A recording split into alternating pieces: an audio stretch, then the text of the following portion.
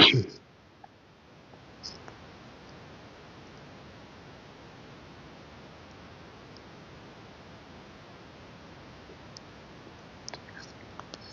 আলাইকুম, সবাইকে স্বাগতম জানাচ্ছি সবাইকে আজকের ফাইন্যান্স আমাদের স্পেশাল সাজেশন লাইভ ক্লাসে। আশা করি তোমরা সবাই অনেক ভালো রয়েছো এবং সুস্থ রয়েছো। আমাকে একটু শুরুতে জানিয়ে দাও সাউন্ড এবং ভিডিও সবকিছু ঠিকঠাক রয়েছে কিনা, এবং যারা যারা লাইভে যুক্ত হয়ে গিয়েছে অলরেডি তারা একটু বন্ধুদের মেনশন করে দাও। আমি শুরুতে দেখতে পাচ্ছি সামিউল আহমদ রুমান, ওয়ালাইকুম আসসালাম। একটু জানিয়ে দাও সবকিছু ঠিকঠাক রয়েছে কিনা। তারপর আমি দেখতে পাচ্ছি নূর মোহাম্মদকে, ওয়ালাইকুম আসসালাম। একটু বন্ধুদের মেনশন করে দাও, একটু বন্ধুদের মেনশন করে দাও, একসাথে যাতে আমরা লাইভ ক্লাসটা শুরু করতে পারি। এবং ফাইন্যান্সের ক্ষেত্রে তুমি সাজেশন কি কি পড়বা, কি কি পড়লে তোমার হয়ে যাবে, আজকের ক্লাস করার পর তোমার আর কোনো টেনশন করতে হবে না। কারণ কোন কোন অধ্যায় থেকে কি কি পড়বা, কোন কোন অধ্যায় পড়লে তুমি 7টা সৃজনশীল লিখে আসতে পারবা, সেটা হচ্ছে তুমি আজকের ক্লাসের উপর একটু ছেড়ে দাও। ঠিক আছে, একটু জানিয়ে দাও সাউন্ড এবং ভিডিও সবকিছু ঠিকঠাক রয়েছে কিনা, এবং একটু বন্ধুদের মেনশন করে দাও। আমি নিজে একবার ক্লাসটা শেয়ার করে দিই নিজের টাইম লাইনে, এবং একটু বন্ধুদের তোমরাও নিজেরা একবার একবার টাইম লাইনে শেয়ার করে দাও, বন্ধুদের মেনশন করে দাও। ভাই জীবন বীমা নিয়ে করাবেন? হ্যাঁ, জীবন বীমা, তারপর অগ্নি বীমা, তারপর হচ্ছে তোমার নৌ বীমা। ঠিক আছে, বীমা সম্পর্কে মৌলিক ধারণা এগুলো থেকে দেখাই দিব কি কি প্রশ্ন আসবে, কিভাবে তুমি পড়বা শর্টকাটে। একদম বেস্ট সাজেশন যেটাকে বলে, তুমি 100% সাজেশন পাবে এবং এর বাইরে কোনো প্রশ্ন আসবে না। তোমাকে আমি যে যে অধ্যায়ে যে যে স্থানটা দেখাই দিব সেখান থেকে দেখবা যে প্রশ্ন সবগুলো আসবে। ওকে, আমি দেখতে পাচ্ছি তাইফ উদ্দিনকে, ওয়ালাইকুম আসসালাম ভাই, কেমন আছেন? আমি ভালো আছি, তোমরা কেমন আছো জানাও। তোমাদের প্রিপারেশন কেমন বলো, অন্যান্য সাবজেক্টের প্রিপারেশন কেমন, ফাইন্যান্সের প্রিপারেশন কেমন বলো। ফাইন্যান্সের চ্যাপ্টার কয়টা আছে? ফাইন্যান্স তো বিশাল বড় সিলেবাস দিয়ে আছে। ফাইন্যান্সের সেকেন্ড পেপারে 14টা চ্যাপ্টার আছে, 14টা চ্যাপ্টার। আর এখান থেকে সৃজনশীল লিখতে হবে কয়টা? 7টা। 14টা চ্যাপ্টার থেকে সৃজনশীল কয়টা দিবে? 11টা সৃজনশীল দিবে। আবার এখানের মধ্যে বিভাগ আছে, একটা হচ্ছে ক বিভাগ আর একটা হচ্ছে ক বিভাগ। খ বিভাগ থেকে মাস্ট বি কয়টা লিখতে হবে? 2টা লিখতে হবে। তাহলে কতগুলো কন্ডিশন দেখো, দেখো কনসেপ্টটা ক্লিয়ার করে দিন। দেখো কতগুলো কন্ডিশন, দেখো এতগুলো কন্ডিশনের মধ্যে কিভাবে এই এতগুলো অধ্যায় পড়া মনে রাখা যায়। 12 তারিখ থেকে টেস্ট এক্সাম। হ্যাঁ দেখো কিভাবে এতগুলো পড়া মনে রাখা যায়। 14 অধ্যায়ের পড়া আসলে মনে রাখা সহজ? কোথা থেকে প্রশ্ন করবে এগুলো তো মাথা ঘুরে যাচ্ছে এতগুলো অধ্যায় থেকে। তো একটু স্মার্টলি পড়ালেখা করতে হবে। ঠিক আছে, এখন বর্তমানে এই যুগ চলতেছে smart work is better than hard work, এই টাইপের। একদম গাদার মতো সবগুলো পড়তে থাকলে হবে না, কোত্থেকে প্রশ্ন আসে একটু স্মার্টলি পড়ালেখা করলে 14টা অধ্যায় কভার করা সম্ভব। 14 না না, তুমি যদি 12টা অধ্যায় পড়ো তাও তুমি কভার করতে পারবা, ইজিলি আনসার করা যাবে। ভাই অন্যান্য বীমাগুলো তো বুঝি, বাট জীবন বীমা পড়তে ভালো লাগে না, কিভাবে সহজভাবে পড়া যায়। যার জীবন বীমা কিন্তু ইজিলি পড়া যায়, জাস্ট প্রকারভেদটা ভালো করে পড়লে হয়। এটা কোন ধরনের বীমা? জীবন বীমার ক্ষেত্রে আছে মেয়াদি বীমা, আজীবন মেয়াদ, আজীবন বীমা, মেয়াদি বীমা, সাময়িক বীমা। এগুলোর চেনার অনেকগুলো ওয়ে আছে ইজিলি। তাহলে আমি শুরু করতেছি। প্রথমে আমি তোমাদের একটু চ্যাপ্টারের ওভারভিউ দিয়ে দিই। ক বিভাগের জন্য কয়টা চ্যাপ্টার আছে বলো তো? ক বিভাগের জন্য হচ্ছে অধ্যায় 1 থেকে 9 হচ্ছে ক বিভাগের জন্য। আর খ বিভাগের জন্য কয়টা অধ্যায় আছে? ক বিভাগের জন্য হচ্ছে 10 থেকে 14 বীমার পার্ট। তাহলে 1 থেকে 9 অধ্যায়ের মধ্যে কি সবগুলো পড়তে হবে নাকি আমি কয়েকটি স্কিপ করতে পারবো? তুমি অবশ্যই স্কিপ করতে পারবা। দেখো তুমি যদি চ্যাপ্টার 1, চ্যাপ্টার 2, চ্যাপ্টার 3, চ্যাপ্টার 4, তারপর হচ্ছে চ্যাপ্টার 5, চ্যাপ্টার 6, এই 6টা অধ্যায় তোমার মাস্ট বি পড়তে হবে, কারণ এখান থেকে প্রশ্ন থাকবে এবং এখান থেকে অনেক ইজিলি প্রশ্ন হয়। তারপর তুমি যদি একটু রিস্ক নিতে না চাও তারপর তুমি চ্যাপ্টার 7টা পড়তে পারো। ঠিক আছে, চ্যাপ্টার 7, অর্থাৎ এই 9টা, প্রথম 9টার মধ্যে প্রথম 7টা অধ্যায় পড়লে কিন্তু হয়ে যায়। বাকি দুটো তুমি আরামসে স্কিপ করতে পারবা সৃজনশীলের ক্ষেত্রে। এমসিকিউর জন্য একটু দেখে নিতে হবে। আর খ ক্ষেত্রে তুমি অধ্যায় 10 পড়বা, অধ্যায় 11 পড়বা, 12টা স্কিপ করতে পারো, অধ্যায় 13 পড়বা। এই 3টে অধ্যায় পড়লে তুমি বীমা থেকে আনসার করতে পারবা। বীমা সম্পর্কে মৌলিক ধারণা, তারপর হচ্ছে জীবন বীমা, তারপর হচ্ছে অগ্নি বীমা, একদম ইজি এগুলা। ঠিক আছে ভাই, এক্সাম লিক করে দেন। আমার হাতে যদি থাকতো তাহলে তো আমি এক্সাম লিক করে দিতাম একদম। এক্সামের কোয়েশ্চন লিখ, তবে কোথা থেকে প্রশ্ন আসবে আমি সেটা লিক করে দিতে পারি। তাহলে এগুলো হচ্ছে তুমি একদম কম পড়তে চাইলে এগুলো পরে তুমি ইজিলি আনসার করে এ প্লাস তুলতে পারবা। বীমার জন্য 3টে অধ্যায় পড়বা, 3টা থেকে 2টা সৃজনশীল ইজিলি পাবা। জীবন বীমা থেকে পাবা, অধ্যায় 10 থেকে পাবা, অগ্নি বীমা থেকে পাবা। তারপর ক বিভাগের জন্য তুমি প্রথম 6টা এবং প্রথম 7টা অধ্যায় পড়লে হয়ে যাবে, তুমি এখান থেকে আনসার করতে পারবা একদম সহজেই। ঠিক আছে, ওকে, ধন্যবাদ যারা যারা বন্ধুদের মেনশন করতেছো। এবার আমরা একটু আমাদের পড়ালেখা শুরু করি, একবার বন্ধুদের মেনশন এবং শেয়ার করে দিই, তারপর আমরা আমাদের পড়ায় চলে আসি। অধ্যায় 1, অধ্যায় 1 থেকে প্রশ্ন কোথা থেকে আসে বলতো? অধ্যায় 1 থেকে শুধু একটা জায়গা থেকে প্রশ্ন আসে, এটা কোন ধরনের ব্যাংক, কোন ধরনের ব্যাংক, কোন ধরনের ব্যাংক। এবং মোস্ট অফ দ্য আনসার কি হয়, হয় শাখা ব্যাংক, না হয় একক ব্যাংক, হয় বাণিজ্যিক ব্যাংক, না হয় কেন্দ্রীয় ব্যাংক। এই যে দেখো, তাহলে প্রথম অধ্যায়ে যেখান থেকে প্রশ্ন আসবে সেটা হচ্ছে ব্যাংকের প্রকারভেদ। এই যে এই চারটা দেখে, চারটা সবার বইয়ে আছে। দেখো এই চারটা কিন্তু সবার বইয়ে আছে। মালিকানা ভিত্তিতে কতগুলো ব্যাংক দিয়ে দিছে, কাঠামো ভিত্তিতে কতগুলো ব্যাংক দিয়ে দিছে, কার্য ভিত্তিকে, গ্রাহক ভিত্তিক, তালিকা ভিত্তিক, গ্রাহক সেবা ভিত্তিক। এত এত ব্যাংক গুলো পড়ার দরকার নাই। সবচেয়ে বেশি প্রশ্ন আসা হচ্ছে একক ব্যাংক থেকে। যে ব্যাংকের একটাই অফিস সেটা একক ব্যাংক। শাখা ব্যাংক, যে ব্যাংকের অনেকগুলো শাখা সেটা শাখা ব্যাংক।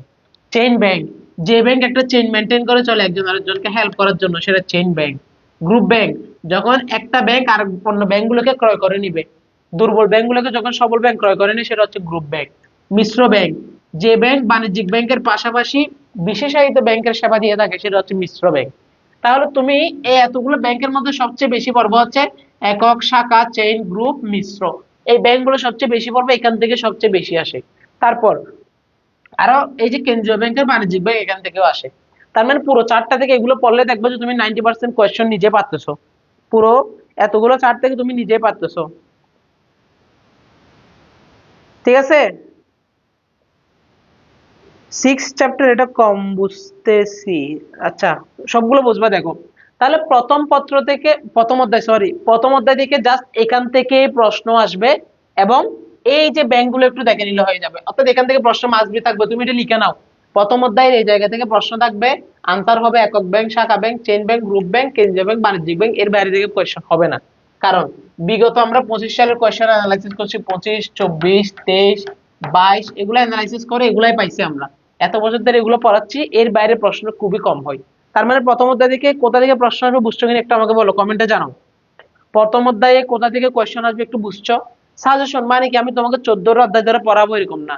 সাজেশন মানে কোন অধ্যায় থেকে কি আসবে, কি কি পড়বা, কি কি স্কিপ করবা, সেটাকে বলে সাজেশন। তুমি তো সব পড়বা না, তোমাকে মেইন মেইন জিনিসগুলো দেখিয়ে দিব, তুমি সেগুলো বারবার ভালো করে পড়বা। ঠিক আছে, এটাকে বলা হয় সাজেশন। না হলে তো আমি যদি প্রত্যেকটা অধ্যায় ব্রিফলি পড়াই, তাহলে তো এই ক্লাসটা 6 ঘন্টা হবে। বুঝতে পারছো? জি, ক্লিয়ার। তাহলে প্রথম অধ্যায় থেকে তুমি এগুলো পড়বা, আর গুলো স্কিপ করবে, স্কিপ। বুঝতে পারছি, এখান থেকে প্রথম অধ্যায় থেকে প্রশ্ন আসবে। তাহলে এটা হচ্ছে প্রথম অধ্যায়ের সাজেশন। আর এগুলো আমরা সবাই চিনি, এগুলো জাস্ট ইজিলি চেনা যায়। একক ব্যাংক একটা শাখা, শাখা ব্যাংক অনেকগুলো শাখা থাকে, উদ্দীপক পড়লে বোঝা যায় কোনটা কোন ধরনের ব্যাংক। দেন প্রথম অধ্যায়ের সাজেশন পেয়ে গেলাম স্যার, এবার আসি দ্বিতীয় অধ্যায়। দ্বিতীয় অধ্যায়ের নাম কি, কেন্দ্রীয় ব্যাংক। এখান থেকে একটা সৃজনশীল থাকবেই থাকবে। এবং সৃজনশীলের কোত্থেকে আসবে বলো? দ্বিতীয় অধ্যায়ের কোয়েশ্চনটা আসবে কোথা থেকে দেখে তোমরা বলতে পারবে কিনা? তোমরা যদি পরে দেখো তো অবশ্যই বলতে পারবা। এই যে দেখো, ঋণ নিয়ন্ত্রণ পদ্ধতি। ঋণ নিয়ন্ত্রণ পদ্ধতি থেকেই এই অধ্যায়ের প্রশ্ন সবগুলো আসে। আর অন্য কিছু পড়তে হবে না। তুমি এই যে সিকিউর জন্য জাস্ট এই চারটা পড়বা, ঋণ নিয়ন্ত্রণ পদ্ধতি, গ প্লাস গ। যত প্রশ্ন আসবে সব এখান থেকে আসবে। ঋণ নিয়ন্ত্রণ পদ্ধতির যত প্রশ্ন আসবে সব এখান থেকে আসবে। যেমন এখানে দেখো, এখানে তিনটা আছে, ব্যাংক হার নীতি, খোলাবাজার নীতি, জমার হার পরিবর্তন নীতি, বরাদ্দকরণ নীতি, প্রত্যক্ষ শাস্তিমূলক ব্যবস্থা, জামানত নীতির প্রান্তিক হার, নৈতিক প্ররোচনা, প্রচারণা পদ্ধতি, ভোগ্য। স্যার এদিকে 6টা, এদিকে 3টা, 9টা, এতগুলো পড়বো নাকি? না, এতগুলো পদ্ধতি পড়বা না। তোমাকে জাস্ট আমি 3 থেকে 4টা দিব, এগুলাই পড়বা, সেগুলাই আসবে। যেমন ব্যাংক হার নীতি, এটা আসবে। খোলাবাজার নীতি, জমার হার, এই তিনটা মোস্ট ফেমাস নীতি, সবচেয়ে বেশি আসে। ব্যাংক হার নীতি কি, যখন ব্যাংকের সুদের হার হ্রাস বৃদ্ধি করে ঋণ নিয়ন্ত্রণ করবে, ব্যাংক হার নীতি। খোলাবাজার নীতি, যখন খোলাবাজারে বন্ড সিকিউরিটিজ বিক্রি করবে। তারপর হচ্ছে জমার হার পরিবর্তন নীতি, যখন জমার হার রিজার্ভ রেট চেঞ্জ করে দিবে। এরপর এখানে যে 6টা আছে, এখান থেকে সবচেয়ে বেশি আসতে দেখা গেছে হচ্ছে বরাদ্দকরণ পদ্ধতি, আর একটা হচ্ছে জামানত ঋণের প্রান্তিক হার। তার মানে টোটাল 5টা নীতি পড়বা। 22 সাল, 24 সাল, 23 সাল, 24 সাল, 25 সাল সলভ করবা, তারপর তুমি বলবা যে ইয়েস স্যার। এর বাইরে থেকে প্রশ্ন খুবই কম আসে। তাহলে দ্বিতীয় অধ্যায় থেকে শুধু এই চারটা পড়লে না, আর কোনো কিছু পড়তে হবে না। যে কোনো সৃজনশীল তুমি সলভ করতে পারবা, যে সালের হোক, যে কোনো সালের হোক। স্যার এমসিকিউ কি পড়বো? এমসিকিউ এর জন্য অবশ্যই বোর্ড কোয়েশ্চেন পড়তে হবে। 25 সাল, 24 সাল, 23 সাল এগুলো পড়ে ফেলতে হবে, কোনো ওয়ে নাই। ঠিক আছে, এমসিকিউ এর জন্য 24, 25, 23, 22 এগুলো পড়তেই হবে। গাইড থেকে হোক, বই থেকে হোক পড়ে ফেলবো, ওইখান থেকে কমন পড়বে। তাহলে দ্বিতীয় অধ্যায়ে প্রশ্ন আসবে হচ্ছে ঋণ নিয়ন্ত্রণ পদ্ধতি। এবং এই একটা নীতি, দুইটা নীতি, তিনটা নীতি, চারটা এবং পাঁচটা, এই 5টা নীতি পরে তারপর তুমি সলভ করতে বসবা। তারপর আমার কথা স্মরণ করবা যে স্যার যেটা যেটা বলতেছি সেখান থেকেই প্রশ্ন আসতেছে।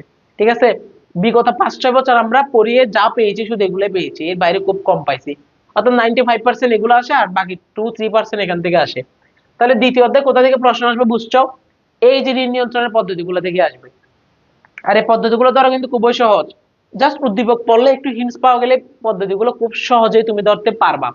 এটা হচ্ছে আমাদের দ্বিতীয় অধ্যায় থেকে বাকিগুলো পড়তে আমার একদম স্কিপ, শুধু এই জায়গাটা পড়বা তুমি, সবগুলো স্কিপ। এবার আসি তৃতীয় অধ্যায়, বাণিজ্যিক ব্যাংক, কমার্শিয়াল ব্যাংক। বাণিজ্যিক ব্যাংক থেকে কি কি প্রশ্ন আসতে পারে? বাণিজ্যিক ব্যাংক আমরা চিনি না, আমাদের আশেপাশে যে ব্যাংকগুলো আছে, Sonali bank, Rupali bank, BRAC bank, UCB bank, Islami bank, এই সবগুলো তো বাণিজ্যিক ব্যাংক। বাণিজ্যিক ব্যাংকের মূল উদ্দেশ্য কি? মুনাফা অর্জন, টাকা ইনকাম করা। এই অধ্যায়ে কি কিরকম প্রশ্ন আসে দেখো। উদ্দীপকের ব্যাংকটি কোন ধরনের? বাণিজ্যিক ব্যাংক। বাণিজ্যিক ব্যাংক মানুষের সাথে লেনদেন করে, জনগণের আমানত সংগ্রহ করে, জনগণকে ঋণ দেয়, জনগণকে সুদ দেয়, অর্থাৎ জনগণের সাথে লেনদেন করে কোন ব্যাংক? বাণিজ্যিক ব্যাংক। তো ওরা সৃজনশীলের গ নাম্বারে গিয়ে জিজ্ঞেস করে উদ্দীপকের ব্যাংকটি কোন ধরনের ব্যাংক? আনসার হচ্ছে বাণিজ্যিক ব্যাংক। কারণ যে ব্যাংক জনগণের সাথে লেনদেন করে সেটা কোন ধরনের ব্যাংক? সেটা হচ্ছে বাণিজ্যিক ব্যাংক। দেখো, বাণিজ্যিক ব্যাংকের কার্যাবলী থেকে কিন্তু প্রশ্ন আসে। বাণিজ্যিক ব্যাংক কি কি কাজ করে? আমানত সংগ্রহ করে, ঋণ দেয়, মূলধন গঠন, বিনিয়োগ, বিনিময়ের মাধ্যম সৃষ্টি, ঋণ আমানত সৃষ্টি করে, বিল বাট্টাকরণ করে, ঋণ নিয়ন্ত্রণে সহায়তা, প্রতিনিধিত্বমূলক কাজ করে, অর্থ স্থানান্তর, লেনদেন নিষ্পত্তি, গ্রাহকের পক্ষে পরিশোধ, গ্রাহকের পক্ষে আদায়, জনকল্যাণের জন্য কাজ করে। তাই এগুলো হচ্ছে বাণিজ্যিক ব্যাংকের কাজ। তবে বাণিজ্যিক ব্যাংকের যে নীতিমালাগুলো আছে, এই নীতিমালাগুলো তোমাকে দেখতে হবে ভালো করে। এগুলো প্রত্যেকের বই আছে, দেখো নীতিমালাগুলো কি। তারল্য নীতি, তারল্য নীতি মানে ব্যাংকে পর্যাপ্ত পরিমাণ ক্যাশ টাকা রাখতে হবে। তারপর হচ্ছে মুনাফা অর্জন নীতি, ব্যাংকে অবশ্যই অনেক বেশি মুনাফা অর্জন করতে হবে। সঞ্চয় সংগ্রহ নীতি, ব্যাংকে পর্যাপ্ত পরিমাণ সঞ্চয় সংগ্রহ করতে হবে। বিনিয়োগ নীতি, ব্যাংকে পারফেক্ট জায়গায় লাভজনক খাতে বিনিয়োগ করতে হবে। এরপর নিরাপত্তার নীতি, ব্যাংকে গ্রাহকের নিরাপত্তা দিতে হবে, গ্রাহকের টাকার, গ্রাহকের ডকুমেন্টের। সচ্ছলতার নীতি, অবশ্যই ব্যাংকে সচ্ছল হতে হবে, পর্যাপ্ত পরিমাণ ক্যাশ রেখে গ্রাহকের দাবি মেটাতে হবে। সততার নীতি, ব্যাংক অবশ্যই সৎ হবে। এই যে এই নীতিগুলা থেকে প্রশ্ন আসে, অর্থাৎ তৃতীয় অধ্যায়ে তুমি শুধু নীতিগুলো পড়ে সিকিউ সলভ করতে পারবা। তৃতীয় অধ্যায়ে শুধু তুমি নীতিগুলো পড়ে কি করতে পারবা? সিকিউ সলভ করতে পারবা। ঠিক আছে? ভাই, ঋণ নিয়ন্ত্রণ সৃজনশীল পদ্ধতি, এটা কিভাবে সৃজনশীল বানিয়ে লিখবো? সৃজনশীল কিভাবে বানিয়ে লিখবা? তোমাকে তো আগে পদ্ধতিটা লিখতে হবে, তারপর তুমি বাকিগুলো বানিয়ে লিখবা। ধরো আনসার হচ্ছে উদ্দীপকের, এটা হচ্ছে জমার হার পরিবর্তন নীতি। তারপর জমার হার পরিবর্তন নীতি কাকে বলে, তারপর বাকিগুলো বানিয়ে লিখতে হবে। সৃজনশীল লিখারও তো একটা কনসেপ্ট আছে, তাই না? তাহলে সৃজনশীল লিখার কনসেপ্ট কোনটা ফলো করবা? আমি নিজে যেটা ফলো করে বোর্ড পরীক্ষায় ভালো করছি সেটা হচ্ছে, দেখো, উদ্দীপকের নীতিটি হচ্ছে বা উদ্দীপকের ব্যাংকটি হচ্ছে একটি বাণিজ্যিক ব্যাংক। বাণিজ্যিক ব্যাংক কাকে বলে? বাণিজ্যিক ব্যাংকের কার্যাবলী কয়েকটা বৈশিষ্ট্য লিখে শেষ করে দিলাম। এরপর এখান থেকে উদ্দীপক শুরু। তো স্যার কতটুকু পরে? স্যার কিন্তু এতটুকু পরে, এই জায়গাটায় স্যাররা পড়ে। তো এই জায়গাটা পরে স্যারকে ইমপ্রেস করতে হবে, স্যার যাতে ভালো নাম্বার দেয়। স্যারে জানে এখান থেকে উদ্দীপক শুরু হয়। তো এই জায়গাটা তুমি সবচেয়ে বেশি কোয়ালিটি ফুল দিয়ে লিখবা, যাতে এটা পরে স্যারে তোমাকে নাম্বার দিয়ে দেয়। তাহলে তৃতীয় অধ্যায় থেকে আমরা কি পড়বো? তৃতীয় অধ্যায় থেকে দাগিয়ে রাখো বা লিখে রাখো, শুধুমাত্র নীতিগুলাই পড়বো। এই যে প্রত্যেকের বইয়ে যে নীতিগুলো আছে, এই নীতিগুলো পড়লে এত সহজ, নীতিগুলো দেখলেই বোঝা যায়, নাম দেখলেই বোঝা যায়। সুনামের নীতি, ব্যবসায় যত বেশি সুনাম তত বেশি গ্রাহক, তত বেশি মুনাফা। তাহলে তৃতীয় অধ্যায় থেকে এই নীতিগুলো পড়লে তুমি আনসার করতে পারবা। বুঝতে পারছো? ভাই, বাণিজ্যিক ব্যাংক কিভাবে ঋণ আমানত তৈরি করে, একটা ম্যাথ আসে, ওইটা কিভাবে করতে হয় দেখাই দিবেন একটু।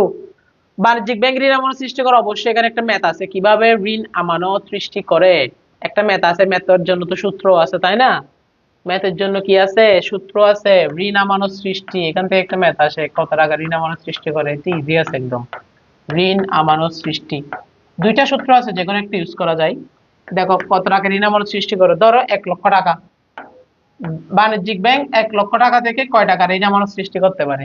বাণিজ্যিক ব্যাংক 1,00,000 টাকা থেকে কত টাকা ঋণ আমানত সৃষ্টি করতে পারে, যদি ব্যাংকের কিছু একটা রিজার্ভ হার হয় 20%। দেখো, 1,00,000 টাকা থেকে 20%-এ কত টাকা ঋণ আমানত সৃষ্টি করতে পারে? তাহলে ক্যালকুলেটর না, একটা আমার সাথে ক্যালকুলেশন করো, আমার সাথে একটা ক্যালকুলেশন করো স্যার। সূত্রটা হচ্ছে, দেখো, ওই যে যেটা তোমার জমার হার আছে, রিজার্ভ রেট, ঠিক আছে, জমাকে উপরে দিতে হবে, নিচে হচ্ছে ওই যে পার্সেন্ট, তারপর এখানে হচ্ছে মাইনাস, আবার জমা দিয়ে দিবা। একদম আমি বাংলা ভাষায় লিখে দিলাম, বইয়ের ভাষায় না, নিজের ভাষায় লিখছি। তাহলে উপরে জমা হচ্ছে 1,00,000, তাহলে উপরে হচ্ছে জমা 1,00,000, নিচে হচ্ছে পার্সেন্ট, পার্সেন্ট মানে 20%, এই যে 20%, বা এটাকে দশমিকে নিয়ে যাবা, বা 0.20, আবার বিয়োগ জমা কত দিছো? 1,00,000 টাকা। তাহলে এটা হচ্ছে ঋণ আমানত কিভাবে সৃষ্টি করে। তাহলে তুমি যদি 1,00,000-কে 0.20 দিয়ে ভাগ দাও, 1,00,000 ভাগ 0.20, বিয়োগ আবার জমা 1,00,000 বিয়োগ 1,00,000, তাহলে আনসার হচ্ছে 4,00,000। তাহলে 1,00,000 টাকা থেকে 4,00,000 টাকা ঋণ আমানত সৃষ্টি করতে পারবে। এটা হচ্ছে ম্যাথ, বাণিজ্যিক ব্যাংক থেকে যে ম্যাথটা আছে, বুঝছো কিনা দেখো। জমা যেটা আছে সেটাকে উপরে দিবা, নিচে পার্সেন্ট দিয়ে ভাগ করবা, দশমিকে নিয়ে গিয়ে বিয়োগ আবার জমা বিয়োগ করে দিবা। তাহলে এটাকে আমরা বলি ঋণ আমানত সৃষ্টি। একটু বুঝছো কিনা বলো সামিউল আহমেদ রোমান। আচ্ছা, টেস্ট এক্সামে 33 তুলতে পারলে নিজে নিজে হিট আউট করে বের হয়ে যাব। ওয়ালাইকুম আসসালাম সাবরিনা ইয়াসমিন জানাচ্ছে। আসসালামু আলাইকুম স্যার। ওয়ালাইকুম আসসালাম। তাহলে একটু বলো তো আমাকে জমান পরিমাণকে পার্সেন্টেজ দিয়ে বাকি। সাবরিনা ইয়াসমিন সঠিক বলেছে। তাহলে 1 লক্ষ টাকা দিলে পার্সেন্টেজ দিলে তুমি ইজিলি ঋণ আমানত সৃষ্টিটা বের করতে পারবা। 1 লক্ষ টাকা থাকলে 1 লক্ষ টাকা ব্যাংকে জমা দিলে ব্যাংক সেটাকে ঋণ আমানত সৃষ্টি করে কয় লক্ষ করে দিবে? 4 লক্ষ টাকা করে দিবে। এটা হচ্ছে তৃতীয় অধ্যায় থেকে এই ম্যাথটা আসবে। তো তৃতীয় অধ্যায় বাণিজ্যিক ব্যাংকে কি কি করবো বুঝছো? ঋণ আমানত সৃষ্টি ম্যাথটা দেখাই দিলাম, এটা আসবে। তারপর বাণিজ্যিক ব্যাংকের নীতিগুলা থেকে প্রশ্ন আসবে, মাস্ট মাস্ট নীতিগুলা পড়তে হবে। তারপর চলে আসে সবার ফেভারিট অধ্যায় বলা যায়, চতুর্থ অধ্যায়, মজার একটা চ্যাপ্টার, ব্যাংক হিসাব। এই অধ্যায়টা এত বেশি ইজি, আমার মনে হয় এমন কোন স্টুডেন্ট এটা পারে না। আনসার হয় কি চলতি হিসাব, স্থায়ী হিসাব এবং চলতি হিসাব, স্থায়ী হিসাব এবং আর কি হয় সঞ্চয় হিসাব, এগুলাই আনসার হয়। ঠিক আছে। আচ্ছা, নূর আহমদ নিয়ম বলছে স্যার এরকম না আছে, তুমি এভাবে করলে আনসার সেমই আসবে। দুইটা সূত্র আছে, ঋণ আমানত সৃষ্টির সূত্র দুইটা আছে, যে কোনো একটা ইউজ করতে পারো, দুইটাতে নাম্বার পাবা। এবার আসে চতুর্থ অধ্যায়।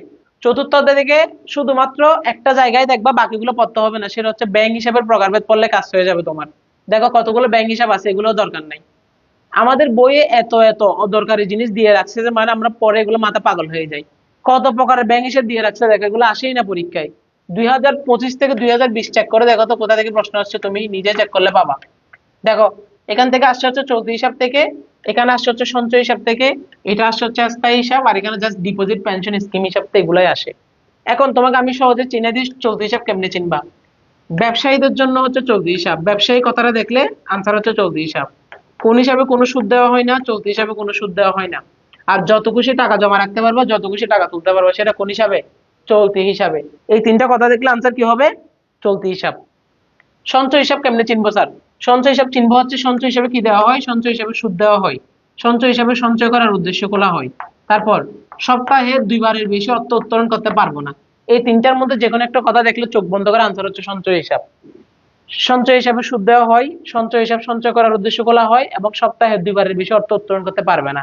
সেটা কোন হিসাব? সেটা হচ্ছে সঞ্চয়ী হিসাব। এখন সঞ্চয় হিসাবের মধ্যে কতগুলো আছে দেখো, এগুলো পরীক্ষা আসে না, এগুলো লাগেও না, এগুলো পড়বা না তুমি। তুমি জাস্ট ওকে চিনলে হয়েছে, চলতি হিসাবকে চিনলে হয়েছে, সঞ্চয় হিসাবকে চিনলে হয়েছে, দ্যাটস ইট। যে কোনো কোয়েশ্চন সলভ করতে পারবা, যে কোনো ইয়ার কোয়েশ্চন তুমি নিজে সলভ করতে পারবা। তারপর আসে স্থায়ী হিসাব কেমনে চিনবো স্যার, এটা একটু চিনাই দেন। স্থায়ী হিসাব চিনবো হচ্ছে একটা নির্দিষ্ট সময়ের জন্য টাকা রাখবে, যেমন 5 বছর, 10 বছর, 15 বছর, এই টাইপের। আর সবচেয়ে বেশি সুদ দেওয়া হয় স্থায়ী হিসাবে। সবচেয়ে বেশি সুদ দেওয়া হয় কোন হিসাবে? স্থায়ী হিসাবে সবচেয়ে বেশি সুদ দেওয়া হয়। তাহলে আমি যখন দেখবো একটা নির্দিষ্ট সময়ের জন্য টাকা রাখতেছে, স্থায়ী হিসাব। আর সবচেয়ে বেশি সুদ দেওয়া হয় কোন হিসাবে? স্থায়ী হিসাবে। তারপর এরপর দেখো বিশেষ হিসাব। বিশেষ হিসাবের মধ্যে ডিপোজিট পেনশন স্কিম হিসাব। ডিপোজিট পেনশন স্কিম হিসাবটা একটু আসে পরীক্ষা। এটা কি? এটা হচ্ছে ডিপিএস। আমরা ডিপিএস কে বলি ডিপোজিট পেনশন স্কিম হিসাব। তাহলে ডিপিএস এর কাজ কি দেখো। ডিপিএস কেমনে চিনবো? একটা নির্দিষ্ট পরিমাণ টাকা যখন আমি নির্দিষ্ট সময়ের ভিতর রাখবো, ধর আমি ডিপিএস করছি মাসে 1000 টাকা রাখবো, তাহলে এই মাসে 1000, পরের মাসে আবার 1000 টাকা রাখতে হবে, পরের মাসে আবার 1000, টাকার পরিমাণ সমান হতে হবে, কমও না বেশিও না। তাহলে সেটাকে আমরা কি বলি? ডিপিএস। তাহলে এই অধ্যায় থেকে জাস্ট তুমি এই 4টা হিসাব একটু পরে দেখো, এই 4টা হিসাব চিনলে তুমি যে কোনো সিকিউ সলভ করতে পারবা। চলতি হিসাব, সঞ্চয় হিসাব, স্থায়ী হিসাব, বিশেষ হিসাব। বিশেষ হিসাবের মধ্যে ডিপোজিট পেনশন স্কিম হিসাব, দ্যাটস ইট। বুঝতে পারছো? এটা হচ্ছে চতুর্থ অধ্যায়, চ্যাপ্টার 4। এর বাইরে আর কিছুই পড়তে হবে না, কিছুই পড়বা না, এক্সট্রা কোনো কিছু পড়বা না। একটু স্মার্ট ওয়ার্ক করো। স্মার্টলি পড়ালেখা করলে এ প্লাস তোলা কোনো বিষয় না। 14টা থাকুক, 20টা থাকুক, 30টা থাকুক অধ্যায়। আর একটা প্রশ্ন আছে যে 1 লাখ টাকা ঋণ আমানত কতবার করা সম্ভব, এটা কিভাবে হবে? কতবার করা সম্ভব এটা তো ব্যাংকে যতবার ইচ্ছে ততবার করতে পারে, তবে তোমাকে কতবার করা সম্ভব এটা না, জাস্ট ঋণ আমানত হিসাবটা বের করতে বলবে। বুঝতে পারছো? আচ্ছা, এটা হচ্ছে চতুর্থ অধ্যায় সাজেশন গেল। জাস্ট এখান থেকে প্রশ্ন আসবে, এর বাইরে প্রশ্ন আসবে না। এবার আসি পঞ্চম অধ্যায়, হস্তান্তরযোগ্য ঋণের দলিল। একটু কনফিউজিং অধ্যায়টা, অনেকে এখান থেকে কোয়েশ্চেন ধরতে পারে না। সো এই অধ্যায়টা তোমার যদি ভালো লাগে তুমি সলভ করবা, তুমি যদি বুঝো। আর তোমার ভালো না লাগলে এদের তুমি স্কিপ করতে পারো। এখন এই অধ্যায় থেকে প্রশ্ন কি কি আসে স্যার? এই অধ্যায় থেকে প্রশ্ন আসবে হচ্ছে, দেখো কি কি পড়বা। বিনিময় বিলটা পড়বা, বিনিময় বিল। এটা তো 3 স্টার বিনিময় বিল। 10টা সিকিউ সলভ করলে এখান থেকে 5টার আনসার বিনিময় বিল। তারপর চেক অলরেডি আমরা চিনি। প্রতিজ্ঞাপত্র, যেটাকে আমরা বলি প্রমিসরি নোট। তারপর হচ্ছে ব্যাংক ড্রাফট, পে অর্ডার, শেষ। বিনিময় বিল পড়বা, প্রতিজ্ঞাপত্রটা কি চিনবা, ব্যাংক ড্রাফটটা চিনবা, পে অর্ডার শেষ, আরগুলো পড়তে হবে না। এই চারটা জিনিস থেকে ঘুরে ফিরে অধ্যায় বারবার এই চারটা জিনিস থেকে আসে। বিনিময় বিল, প্রমিসরি নোট বা প্রতিজ্ঞাপত্র, ব্যাংক ড্রাফট অথবা পে অর্ডার। 20টা না, তুমি 30টা সিকিউ সলভ করে এখানের মধ্যে এই চারটাই যে কোনো একটা আনসার হবে। তো তোমাকে এগুলো একটু বই থেকে পরে চিনতে হবে, বিনিময় বিলটা কি, প্রতিজ্ঞাপত্রটা কি, ব্যাংক ড্রাফটটা কি, পে অর্ডার কি। তোমাকে আমি সাজেশন দিয়ে দিলাম, বাকিগুলো স্কিপ করতে পারবা। সাজেশন মানে কি, যা পড়বা, যা দিব তাই পড়বা, বাকিগুলো স্কিপ করা যাবে আরামসে, বুঝছো? বাকিগুলো আরামসে স্কিপ করা যাবে। তারপর আসি, আর যদি কারো বেশি এটা ঝামেলা লাগে তাহলে তুমি স্কিপ করতে পারো, কারণ তোমার কাছে আরো ভালো ভালো অপশন আছে, ঠিক আছে? You have better option. Then chapter 6, এটা তো must, cheque, bill of exchange, promissory note. এই অধ্যায়টা চতুর্থ অধ্যায়ের মধ্যে একটা সহজ অধ্যায়। এখান থেকে প্রশ্ন আসে শুধুমাত্র চেক থেকে, কোন ধরনের চেক, কোন ধরনের চেক, কোন ধরনের চেক। তাহলে তিনটা চেক আছে, ভালো করে দেখো, বাহক চেক, হুকুম চেক, দাগ কাটা চেক। এই তিনটা চেক ভালো করে দেখলে এই অধ্যায়ে দেখো আর কিছু নাই, তুমি সলভ করার জন্য কিছুই পাবা না। এই অধ্যায়ে এই যে দেখো একটা চেকের প্রকারভেদ আছে। চেকের প্রকারভেদের মধ্যে বাহক চেক কি, একদম ইজিলি দেখলে বোঝা যায়, যে যে চেকের মাধ্যমে যে কেউ টাকা তুলতে পারে সেটা বাহক চেক। হুকুম চেক কি, যেখানে হুকুম দেওয়া থাকে যে এর বাইরে আর কেউ টাকা তুলতে পারবে না, ধরো ব্যক্তিকে হুকুম দেওয়া হয়েছে এই ব্যক্তির বাইরে কেউ টাকা তুলতে পারবে না, সেটা হুকুম চেক। দাগ কাটা চেক কি, দাগ কাটা চেক কেমনে চিনবো, এই যে দেখো দাগ কাটা চেক, একটু আট করে দেখাই। এটা একটা চেক, যে চেকের বাম কোনায় আড়াআড়ি দুটো দাগ কাটা থাকবে সেটাকে আমরা বলি দাগ কাটা চেক। তাহলে বাহক চেক, হুকুম চেক, দাগ কাটা চেক। আর বিশেষ ধরনের চেক থেকে একটু বাসি চেকটা দেখে নিবা, যে চেকের মেয়াদ শেষ হয়ে যায় সেটা হচ্ছে বাসি চেক। যেমন একটা চেকের মেয়াদ কয়দিন, 6 মাস বা 180 দিন, 6 মাস বা 180 দিন। তো 6 মাস পরে ওই চেকের মেয়াদ কিন্তু শেষ হয়ে যায়।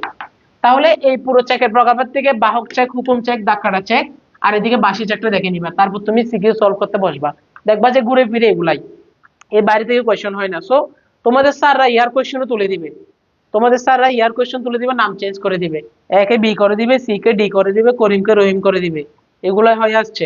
তো তোমাদের বাড়ি এগুলাই হবে।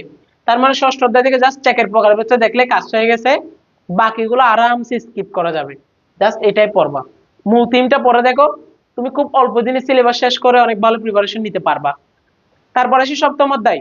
এই সপ্তম অধ্যায় থেকে কি কি প্রশ্ন আসে স্যার একটু যদি দেখাই দিবেন। সপ্তম অধ্যায় এটাও তুমি চাইলে পড়তে পারো, তবে স্কিপ করতে পারো, যারা পারো তারা তো অবশ্যই পড়বা, আর যাদের একটু বেজার লাগবে তোমরা কি করবে, এটা স্কিপ করবা। এখানে ব্যাংক তহবিলের উৎস থেকে প্রশ্ন আসে, ব্যাংক কোথা থেকে টাকা সংগ্রহ করে। দেখো, ব্যাংকের টাকা সংগ্রহ করার জন্য স্বল্প মেয়াদী উৎস আছে, মধ্যমেয়াদী উৎস আছে এবং দীর্ঘমেয়াদী উৎস রয়েছে। সো এটা হচ্ছে শুধু জাস্ট ব্যাংক তহবিলের উৎসটা থেকে প্রশ্ন আসে। তারপর এখানে একটু শর্তাদি বন্ধক আছে, পণ্য বন্ধক, অর্থাৎ একটু ঝামেলা আছে এই অধ্যায়ে, একটু কিছু জিনিস আছে বুঝতে হয়। তো তুমি এটা সাইড করে রাখতে পারো, এটা থেকে যে পড়তে হবে ম্যান্ডেটরি নেই, এটা তুমি আস্তে স্কিপ করতে পারো, আর স্কিপ না করলে এগুলো পড়বা। ব্যাংকের স্বল্প মেয়াদী উৎস, মধ্যমেয়াদী উৎস, দীর্ঘমেয়াদী উৎস, আর এখানে পড়বা শর্তহীন বন্ধক, পণ্য বন্ধক, ঋণের জামানত, এগুলো পড়লে কাজ শেষ এই অধ্যায়ের। তো এগুলো একটু লেস ইম্পর্টেন্ট অধ্যায়। এক থেকে ষষ্ঠ অধ্যায়ের মধ্যে এক থেকে ষষ্ঠ অধ্যায় ইম্পর্টেন্ট, আর সপ্তম অধ্যায় একটু লেস ইম্পর্টেন্ট, চাইলে তুমি স্কিপ করতে পারো একটু। দেন 8 নাম্বারটা আবার স্কিপ করবা না, 8 নাম্বারটা কিন্তু ইজি আছে, 8 নাম্বারটা সহজ আছে। 8 নাম্বার হচ্ছে বৈদেশিক বিনিময় ও বৈদেশিক মুদ্রা। এখান থেকে কোথা থেকে প্রশ্ন আসে একটু দেখো, তোমাদের বইয়ে গিয়ে তুমি একটা জিনিস করবা, একটা হচ্ছে ফোর ফ্যাক্টরিং আর একটা হচ্ছে ফোর পেটিং, একটা হচ্ছে ফ্যাক্টরিং আর একটা হচ্ছে ফোর পেটিং, এই দুইটা জিনিস করবা। এই দুইটা জিনিস খোলার পর এটা একটু ভালো করে বোঝার ট্রাই করবা। তারপর এখানে তুমি বিভিন্ন রকম প্রত্যয়পত্র পাবা, প্রত্যয়পত্রের প্রকারভেদ, প্রত্যয়পত্র প্রকারভেদ, এগুলো একটু লিখে রাখো। অষ্টম অধ্যায়ে প্রশ্ন আসবে তিনটা জায়গা থেকে, একটা ফ্যাক্টরিং, একটা ফোরবেটিং আর একটা হচ্ছে প্রত্যয়পত্র প্রকারভেদ। এই তিনটা জায়গার বাইরে আর কোনো কোয়েশ্চেন পাবা না। প্রত্যয়পত্রের প্রকারভেদ গুলো একদম সহজ, দেখলেই বোঝা যায়, একটা লাইন পড়লেই বোঝা যায় কোনটা কোন প্রত্যয়পত্র। আর এটা একটু বোঝার ট্রাই করলে ইজিলি বুঝবা। ফ্যাক্টরিং, ফোরপেটিং, ফ্যাক্টরিং, ফোরপেটিং, বুঝতে পারছি? তো অষ্টম অধ্যায়ে এই তিনটা জিনিসের বাইরে আর কোনো কিছু পড়বা না, আর অষ্টম অধ্যায়ে পড়বা, স্কিপ করবা না। সপ্তম অধ্যায়ে চাইলে স্কিপ করতে পারো, কিন্তু অষ্টমটা পড়বা, এটা স্কিপ করবা না, কারণ এটা সহজ আছে। এবার আমরা কিন্তু ক বিভাগের গুলো কিন্তু অলরেডি ক্লিয়ার করে ফেলতেছি। এরপর 9 নম্বরে কি আছে দেখো, ইলেকট্রনিক ও আধুনিক ব্যাংকিং। এটা একটা মনে হয় আমার ছোট বাচ্চাও পারবে, ক্লাস 9-10 এর। এখান থেকে প্রশ্ন কি আসে, ডেবিট কার্ড, এখানে প্রশ্নগুলোর আনসার কি, debit card, credit card, ATM card, ঠিক আছে? Debit card, credit card, ATM card, এগুলো হচ্ছে এই অধ্যায়ের পড়া, এই অধ্যায়ের আনসার। যত কোয়েশ্চেন সলভ করা না গেলে হয় ডেবিট কার্ড হবে, না হয় ক্রেডিট কার্ড হবে, হয় ডেবিট কার্ড হবে, না হয় ক্রেডিট কার্ড হবে আনসার। বুঝতে পারছি? তো নবম অধ্যায়টা অবশ্যই অবশ্যই আমাকে পড়তে হবে, এবং এটা ইজি আছে, এটা সহজে আনসার করা যাবে। বুঝতে পারছো? এতটুকু পর্যন্ত ক্লিয়ার কিনা বলো তো?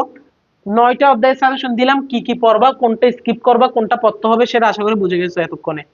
আশা করি এই জিনিসটা এতক্ষণে বুঝে গেছো, কি কি পড়তে হবে।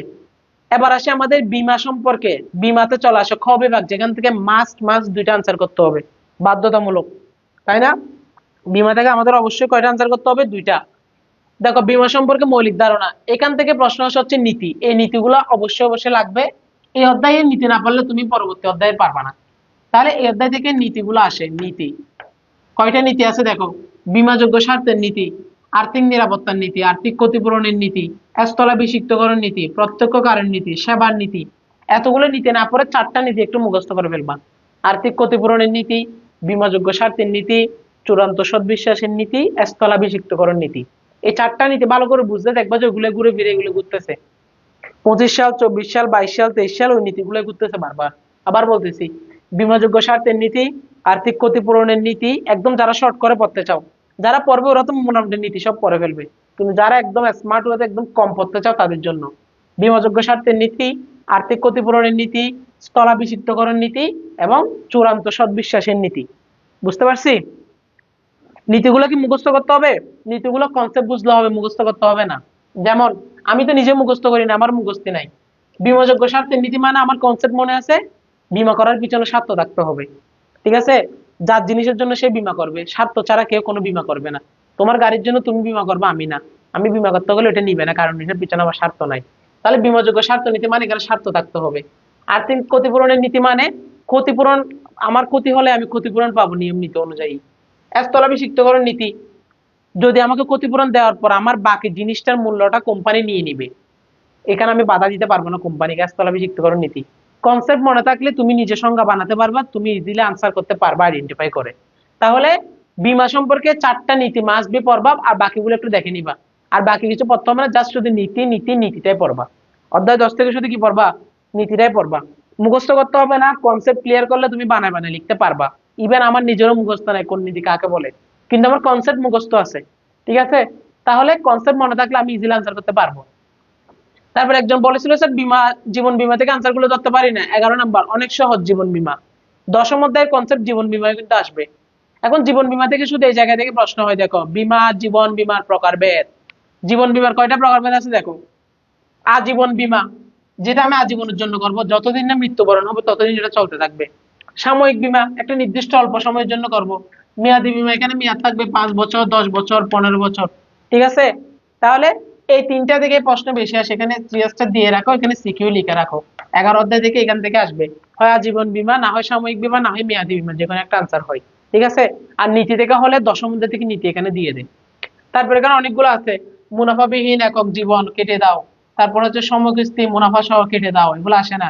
বহু জীবনটা একটু আসে, যেগুলো অনেকজনের জীবনের জন্য করা হয়। ঠিক আছে? আরগুলো কেটে দাও, আরগুলো থেকে আসে না।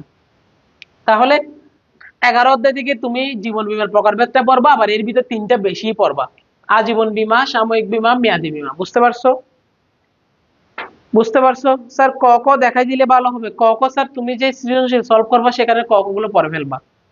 সৃজনশীল যেগুলো পড়বা সেখানে ক ক পড়ে ফেলবা, সৃজনশীল সলভ করে ফেলবা, তোমার প্রস্তুতি শেষ, এমসিকিউ গুলো দেখে নিবা। যে স্টুডেন্ট, আমি লিখে দিচ্ছি, 25 সাল, 24 সাল, 23 সাল, 22 সাল এগুলো সলভ করতে পারবে, করবে, ওই স্টুডেন্ট যে কোনো পরীক্ষা আনসার করতে পারবে। কারণ ওইখানে ভিতর আসবে, স্যাররা এখান থেকে দিয়ে দিবে। আবার বলতেছি, স্যাররা ইয়ার কোয়েশ্চেন তুলে দিবে, জাস্ট নামটা চেঞ্জ করে দিবে, বাকি সব ঠিক থাকবে। বুঝতে পারছো? নীতির কনসেপ্ট মনে রাখতে পারলে সিকিউ অনেক ইজি। ইয়েস সাবরিনা, ইয়াসমিন সত্য কথা বলছো। জাস্ট কনসেপ্টটা মনে রাখতে পারলে একদম ইজি। আমি দেখলেই বুঝতে পারি, মানে যে কনসেপ্ট বুঝতে পারছো দেখলেই বুঝতে পারি এটার আনসার এটা হবে, এটার আনসার এটা হবে। তাহলে বাকিগুলো কেটে দাও, জাস্ট এই 3টা পড়বা: আজীবন, সাময়িক, মেয়াদি। বাকিগুলো কেটে দাও, দরকার নাই, এত এত পরে দরকার নাই, মাথা খারাপ হয়ে যায়। তারপর তোমরা এই অধ্যায়ে একটু স্কিপ করবা, এই অধ্যায়ে পড়ার দরকার নাই, এই অধ্যায়ে পড়া অনেক বেশি। 10 পড়বা, 11 পড়বা, 12 অধ্যায় স্কিপ করবা, কারণ পড়ার লোড বেশি হয়ে যাবে। কিন্তু এটার পরিবর্তে কি পড়বা তুমি? অগ্নিবীমাটা পড়বা, একদম সহজ। অগ্নিবীমাটা পড়বা, অগ্নিবীমাটা পড়বা, নৌবীমা স্কিপ করবা। এখন অগ্নিবীমা থেকে প্রশ্ন আসা হচ্ছে অগ্নিবীমার প্রকারভেদ। অগ্নিবীমার কয় ধরনের প্রকারভেদ আছে দেখো, মূল্য, এগুলো তোমাদের বইয়ে আছে। মূল্যায়িত বীমাপত্র, অমূল্যায়িত বীমাপত্র, জাস্ট পড়লে কনসেপ্ট গুলো মনে রাখলে হয়। মূল্যায়িত মানে এখানে মূল্য থাকে, অমূল্যায়িত মানে মূল্য থাকে না। সাধারণ অগ্নিবীমা, বিশেষ অগ্নিবীমা, গড় বীমা, এখানে একটা সূত্র আছে, এটা দিয়ে একটা ম্যাথ করতে হয়, জাস্ট ম্যাথ বসাই দিলে হয়ে যায়। সো এই যে 13 অধ্যায় থেকে তুমি অগ্নিবিমার প্রকারভেদটা পড়বা, আর কিছু দরকার নেই। আরেকটা হচ্ছে ক্ষতি, কি কি ধরনের ক্ষতি হতে পারে, প্রাকৃতিক নাকি অপ্রাকৃতিক, দ্যাটস ইট। এই যে এখান থেকে আমি দাগা দিচ্ছি, দেখো শুরুতেই আছে। আবার নীতিও এখান থেকে আসে। এই যে এখানে গড় বিমাপত্র, বিমাপত্রের প্রকারভেদটা পড়বা, আর ক্ষতিগুলো পড়বা, প্রাকৃতিক এবং অপ্রাকৃতিক ক্ষতি, দ্যাটস ইট। আর 14 নম্বর অধ্যায়টা স্কিপ করলে হবে। তার মানে তোমাকে আমি ক বিভাগের জন্য সাজেশন দিয়ে দিচ্ছি। খ বিভাগের জন্য 10 পড়বা, অধ্যায় 11 পড়বা, অধ্যায় 13 পড়বা। 3টা অধ্যায় পড়লে তুমি বিমা থেকে আনসার করতে পারবা। 5টা দিবে বিমা থেকে, 5টা থেকে কয়টা লিখতে হবে? 2টা লিখতে হবে অনলি। ঠিক আছে ভাই? নৌবিমা তো আমি পারি, এটা থেকে কি সিকিউ আসবে? হ্যাঁ, নৌবিমা যে পারে তাহলে ভালো, এখান থেকে সিকিউ আসবে। আর যারা পারে না, তোমরা পরীক্ষার আগে ধরতে যেও না, মাথা ঘুরে যাবে। নৌবিমা পড়া একটু বেশি, সেই জন্য নৌবিমা যারা পারো তারা পড়বা, যারা পারো না নতুন ভাবে ধরতে হবে না। কিন্তু অগ্নিবিমা এটা মাস্ট বি পড়বা, অগ্নিবিমা এটা সহজ আছে।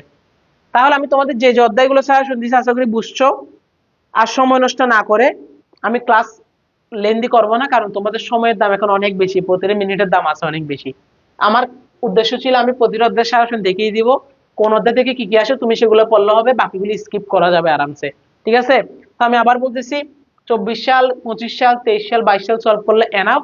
আর যে অধ্যায় থেকে যেগুলো আসে জাস্ট সেগুলাই পড়বা, বাকিগুলো স্কিপ, বাকিগুলো দরকার নেই, একদম স্কিপ করবা, সবগুলো পড়ার দরকার নেই। আর সিকিউ এমসিকিউ গুলো গাইড থেকে পড়ে নিবা, ইয়ার কোশ্চেন গুলো কাজ শেষ। তারপর জাস্ট ঠান্ডা মাথায় পরীক্ষা দিয়ে আনসার করবা। তো আমি আর বেশি সময় নষ্ট করবো না, কারো কোনো প্রশ্ন থাকলে জানাতে পারো, আমি কিন্তু লাইভটা শেষ করে দিব, এর বেশি আর দিব না। সারা যদি খেদাই করে তাহলে কোশ্চেন যদি ওরা মেক করে, কোশ্চেন ওরা মেক করলে কোথা থেকে দিবে? এর বাইরে থেকে দিতে পারবে? অগ্নিবিমার প্রকারভেদের বাইরে থেকে গিয়ে কি মহাকাশের প্রকারভেদ থেকে দিয়ে দিবে? দিতে তো পারবে না। জীবন বীমা থেকে না দিয়ে কি পশু বীমা থেকে দিয়ে দিতে পারবে? না। জীবন বীমা থেকে আজীবন বীমা, মেয়াদি বীমা এগুলাই দিবে। কোয়েশ্চেন একটু ঘুরাবে, মডিফাই করবে, দ্যাটস ইট। এটা তো সবাই করে, মডিফাই তো করবেই। বুঝছো ভাইয়া? গড় বিমার ক্ষতিপূরণের ম্যাথটা দেখায় দিয়ে, গড় বিমা হচ্ছে জাস্ট সূত্রটা বসাই দিয়ে ওইখানে, এখানে এখন ম্যাথ করার জন্য আমার উদ্দীপক লাগবে, আসলে উদ্দীপক নাই, আবার উদ্দীপক খুঁজতে হবে। জাস্ট সূত্রটা লিখবা, মানগুলো বসাবা, কাজ শেষ। ঠিক আছে? তো তোমার কাজ হচ্ছে এখন আর অনলাইনে থাকতে হবে না, বাসায় গিয়ে পড়তে বসো, মোবাইলের ডাটা অফ করে দাও, যা যা সাজেশন দিয়েছি সেগুলো পরে দেখো, ইয়ার কোশ্চেন সলভ করে দেখো আমার কথার সাথে সাজেশন মিলে কিনা, প্রত্যেকটা ইয়ার কোশ্চেন এখান থেকে আসছে কিনা। তো তোমাদের কাজ হচ্ছে এখন ওইটা, আর 3-4টা সাল অবশ্যই সলভ করবা, যা যা বলছি ওগুলো পড়বা, দ্যাটস ইট। সবাই ভালো থাকবা। ঠিক আছে? আর সময় বেশি নষ্ট করার দরকার নাই, অনলাইন থেকে বের হয়ে যাও সবাই। দেখা হবে তোমাদের সাথে পরবর্তী ক্লাসে, হতে পারে তোমাদের সাথে পরীক্ষার আগে আরেকটা ক্লাস নিতে পারে। ঠিক আছে? তখন একদম সিকিউ সহ সলভ করে দিব ধরে ধরে। দেখা হবে সবার সাথে। আসসালামু আলাইকুম সবাইকে, দোয়া রইল সবার জন্য, best of luck, tata, bye bye.